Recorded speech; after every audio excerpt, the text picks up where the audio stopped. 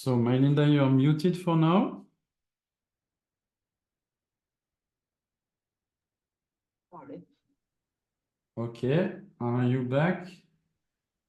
Okay, as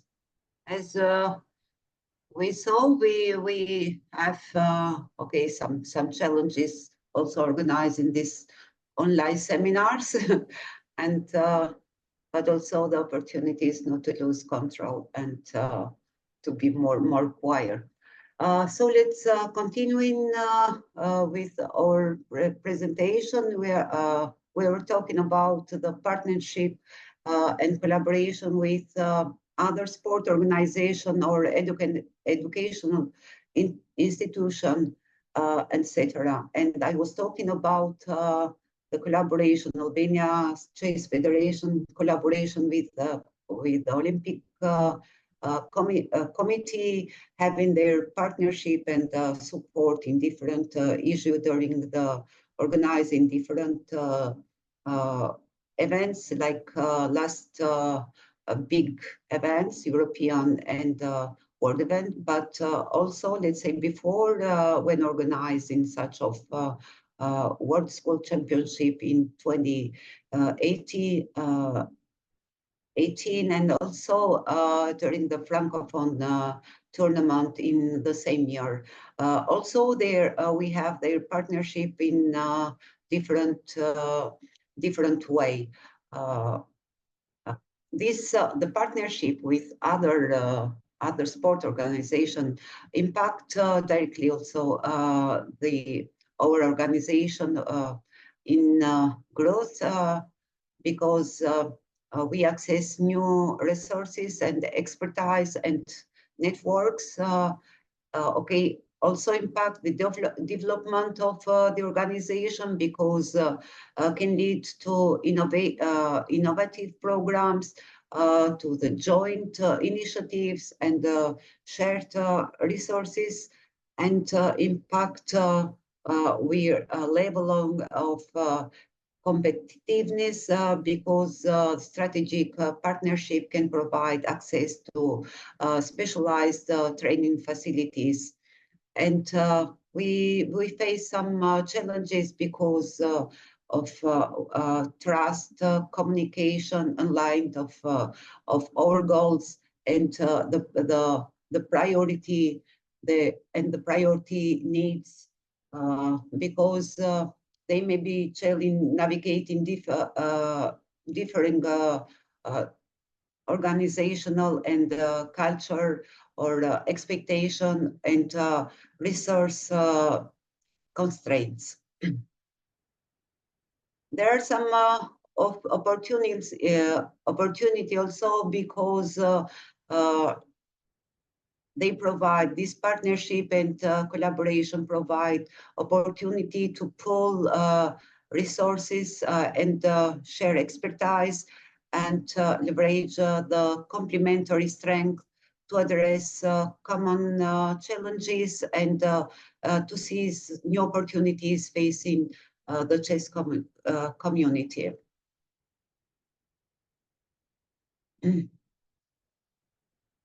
Advertising and sponsorship deals is a new another source of fund. There are companies or chess organization. Okay, chess organization may get more new sources of fund by generate revenue through advertising opportunities on their websites, newsletters, or different events program. They may also enter into sponsorship deals with companies willing to support chess-related activities in exchange of their visibilities and exposure. This kind of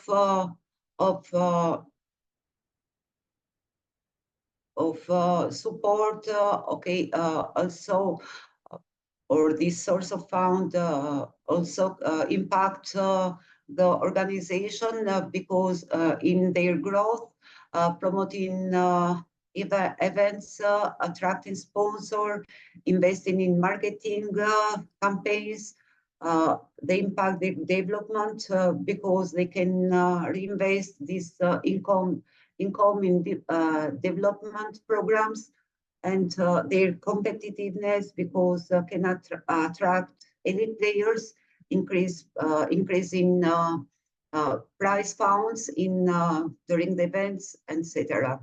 Okay, can impact different challenges because of negotiation skills needed, market knowledges, and value proposition is required. Some opportunities also because raise the awareness on chess, attract new players and or new fans.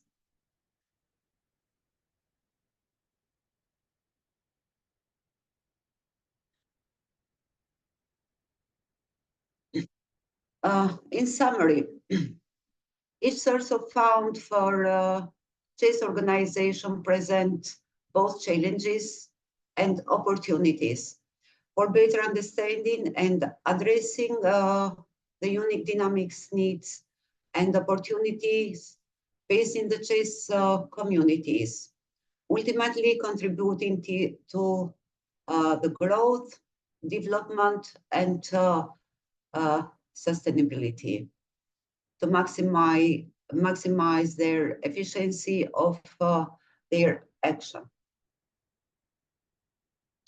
Let's see now some key factors on evaluating different funding sources. When evaluating different the other funding sources, there are several critical factors to consider to ensure that we or you choose the most suitable option for your needs. And let's analyze some key factors to keep in mind. First of all, it's the propose and use of funds. They have to be clearly defined and this propose for which we need funds. Whether it's for launching a new project, expanding operation, covering different operational expenses, or any other purpose aligning with funding source with your specific needs, or okay, this it's the crucial.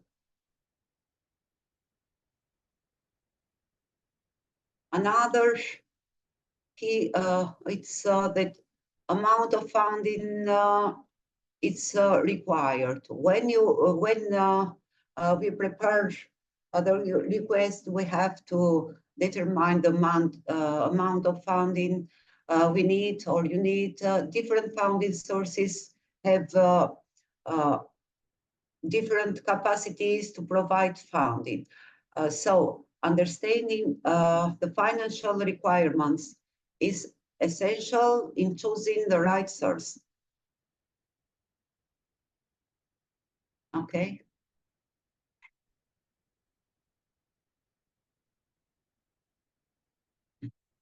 Compatibility with the mission, objectives, and values.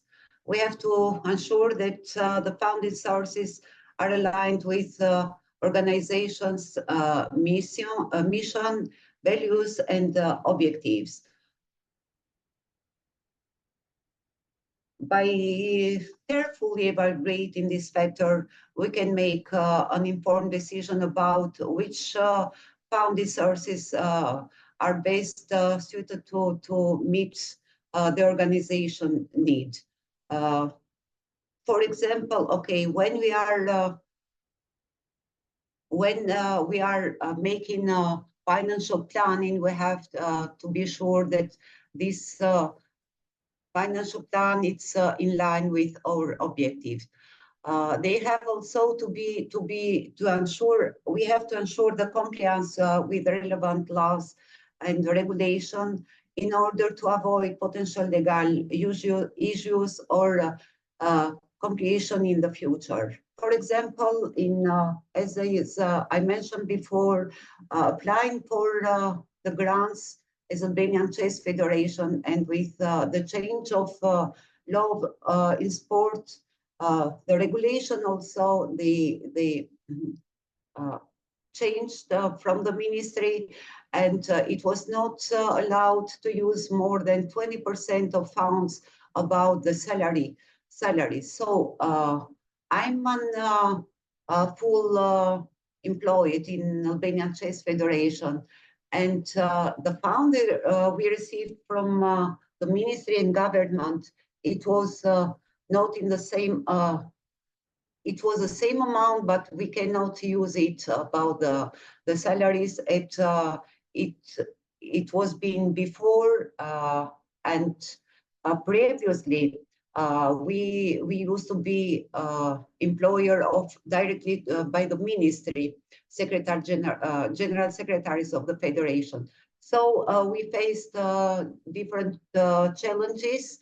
And but we have to use these funds accordingly, because we have to follow the regulation and the law. But we make possible to have different sources of funds in order to be in line with the law and with the regulations.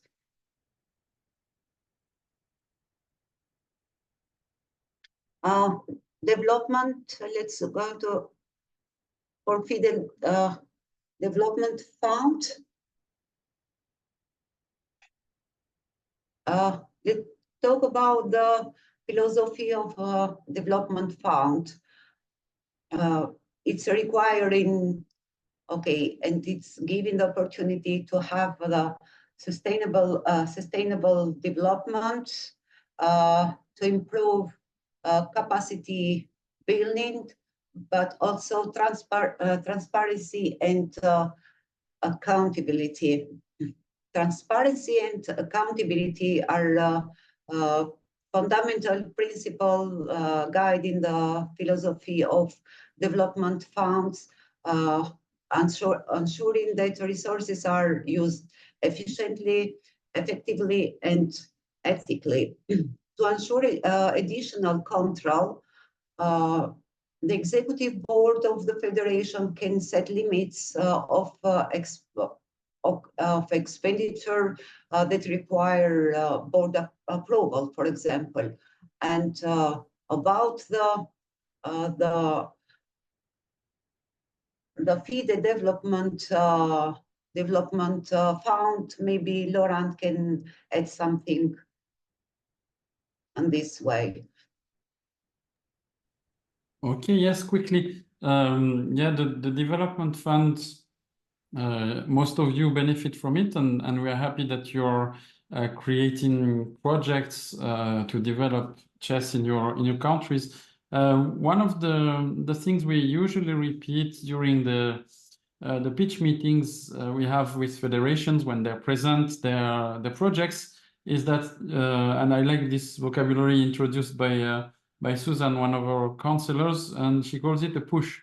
Yeah, the development fund is a tool for you to start new things. So it's interesting that we can give you, of course, it's not a million euro, but better 5,000 than nothing in general. And the idea is that we help you start something new, and then when you make it a success, the principle also from what Mylinda explained to us today would be that we can then attract other sources of funding, and then step by step you can use the development fund on other new projects rather than using it as a regular source of funding for a single project. Then it would mean that we are somehow missing the target if we can't help you, if you don't benefit from this help to become sustainable on those projects. Does it correspond to the illustration I should share with the group, Mylinda? Thank you so much. For sure, yes. And okay, about the okay, the last thing, transparency and accountability. Okay, let's say that a part of the board executive, as I mentioned before, can set limits on expenditure that require board approval. The contract procedures also are related and depending on the sources of funds, such as in case of we apply for different projects. Depending on they are depending on the institution that provide this budget. The procedures for the transfer of funds and the reporting and those of control are fixed in their regulation and in the way they are giving the funds. In some cases, the deadline for the transfer, for example, it's is applied. They applied to transfer at the beginning, let's say 30% of the fund, and when you used to give all the reports and documents, they different organizations they can transfer the other amount of the funds. Moreover, for having a chartered accountant to verify and audit the organization record, it's a good practice. Overall, the philosophy of a development fund reflect commitment to advancing and sustainable development for all of us. Okay, I think I finished with my presentation. Thank you very much, Mylinda, for the preparation of this session and for animating it for our group. Yeah, among the elements that you shared, of course, 45 minutes to 1 hour is not a very big time slot. So I hope that the participants, they could identify useful sources of funding. And of course, we saw a list of 10 or 11 different potential sources. As mentioned by Mylinda, there can even be some more of them.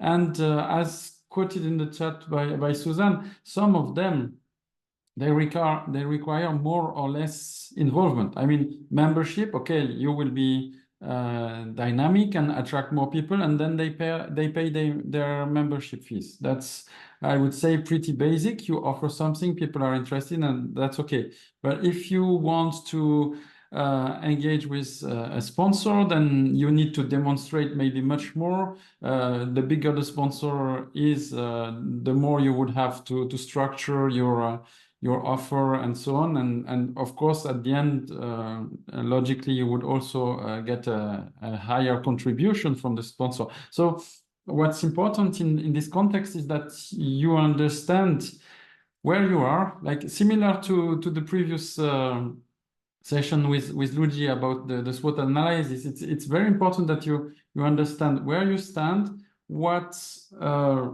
projects you're capable to do and to fund with the appropriate source of funding, and then step by step, like when you train for chess.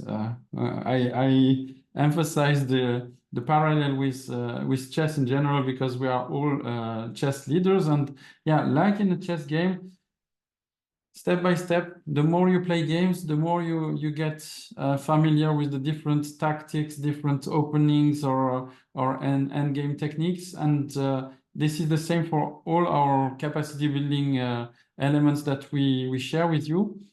Start with one of them, get familiar with it, and step by step, you will be more and more at ease with the different ways to get funding and and hopefully grow your federation in a nice way.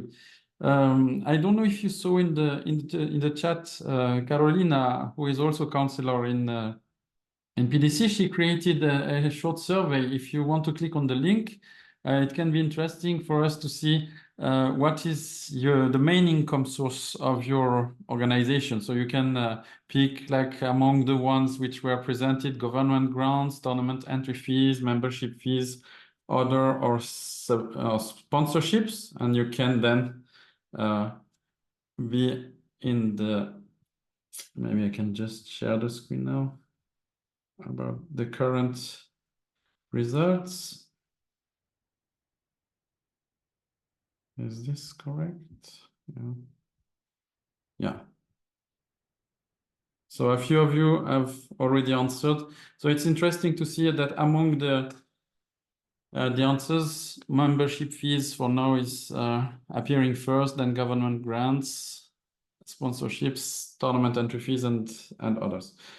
Before we finish for today, do you have any questions or comments that you would like to share with the group? So there is a question from Shahu Tourayev.